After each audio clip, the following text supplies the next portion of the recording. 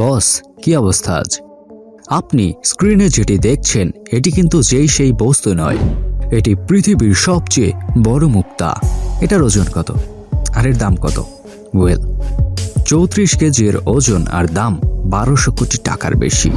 এ তো পৃথিবীর সবচেয়ে বড় মুক্তা, কিন্তু আপনি কি জানেন এই যে ঝিনুকের মধ্যে ছোট্ট মুক্তাটি দেখছেন, এগুলো কিভাবে আসে আর কিভাবে প্রস্তুত করা হয়? সে এক বিশাল ঘটনা শুরু করব একেবারে গোড়া থেকে। হীরা আর সোনার পর মুক্তার গহনা কি সবচেয়ে গ্রহণযোগ্য লাক্সারি অর্নামেন্ট মানা হয়। পৃথিবীর মধ্যে মুক্তাই একমাত্র পরিধানের গহনা যা এক প্রাণী হত্যার মাধ্যমে পাওয়া যায়। ঝিনুক যা মুক্তার একমাত্র বাহক। ওই যে কথায় আছে না, আমি ঝিনুক সেচে মুক্ত এনে, না, আমি মুক্তা সেচে আমি সাগর সেচে ঝিনুক থেকে মুক্ত এনে পরাবো তোমার গলায়। তো এই যে ঝকঝকে মুক্ত আপনি দেখছেন, এগুলো পাওয়া যায় এই ছোট্ট ঝিনুকের উদরে। তো কিভাবে?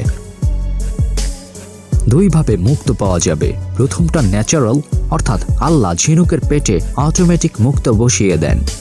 আরেকটা সিস্টেম করে চাষ করে তৈরি করা। ন্যাচারাল মুক্তর দাম অনেক বেশি, $20 থেকে শুরু করে $5000 পর্যন্ত দাম হয় সেসবের।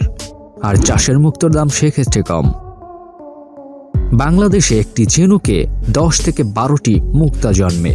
প্রতিটি মুক্তার খুচরা মূল্য কমপক্ষে 50 টাকা। প্রতি শতাংশে 60 থেকে 100টি ঝিনুক চাষ করা সম্ভব, এবং প্রতি শতাংশে 80টি ঝিনুকে গড়ে 10টি করে 800টি মুক্ত পাওয়া গেলে যার বাজার মূল্য প্রায় 40,000 টাকা।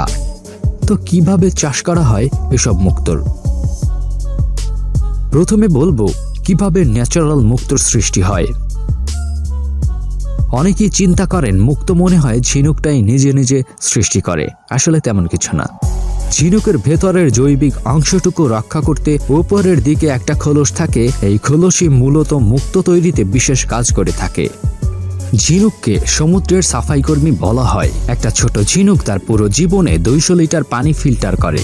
এই ফিল্টারিং প্রসেসিং এর সময় পাথর বা বাইরের অন্য কোনো পার্টিকেল ওর ভেতরে থেকে যায়, যা ঝিনুকটার পক্ষে বের করে দেয়া সম্ভব হয় না। এই পার্টিকেল যখন আরো বাইরে বের করতে পারে না, তখন ওর শরীরের ইমিউনো সিস্টেম ওই পার্টিকেলের ওপর ক্যালসিয়াম কার্বনেট রিলিজ করতে থাকে আর পাতলা পাতলা লেয়ারের সৃষ্টি করতে থাকে। এই প্রসেস লাগাতার চলতেই থাকে। 1 বছর, 2 বছর, 5 বছর, এমনকি 25 বছর এই প্রসেস চলতেই থাকে। এক সময় ঝিনুকটা আমাদের হাতে পড়ে আর আমরা মুক্ত হিসেবে ওই যে পার্টিকেলটা ওর পেটে থাকে সেটা পেয়ে যাই। এই মুক্তাটা ঝিনুকটার কাছে ওর শরীরে ঠিক মানুষের শরীরের টিউমারের মতো। একটা ঝিনুক 3 থেকে 5 বছরে 5 থেকে 10 মিলিমিটার সাইজের মুক্ত বানাতে পারে। বর্তমানে মুক্তর এত চাহিদা যে মুক্ত প্রপার চাষ করা হচ্ছে। তো কিভাবে চাষ করছে? ওয়েল, বলছি। প্রথমে তো চাষি ঝিনুক সংগ্রহ করেন। ঝিনুক সংগ্রহের পর এটাকে অপারেশন করে এর মধ্যে এক ধরনের বিশেষ ডাইস স্থাপন করতে হয় এবং নিউক্লিয়াস পদ্ধতিতে টিস্যু প্রতিস্থাপন করে ঝিনুককে আবার পানিতে ছেড়ে দেয়া হয় অথবা দড়ির সাথে লটকে দেয়। এ সময় চাষি পানিতে বিশেষ কেমিক্যাল প্রয়োগ করে থাকেন যাতে 3 থেকে 5 বছরে যে মুক্তা তৈরি করতে পারে একটা ঝিনুক, তা যেন কয়েক মাসের মধ্যেই করতে পারে। এটা বলা হয়নি যে চাষের ঝিনুকে কিন্তু কাস্টম ডিজাইনের মুক্তাও পাবেন। টিস্যু প্রতিস্থাপনের সময় সেখানে নানা ডিজাইনের নকশা দেয়া যায়।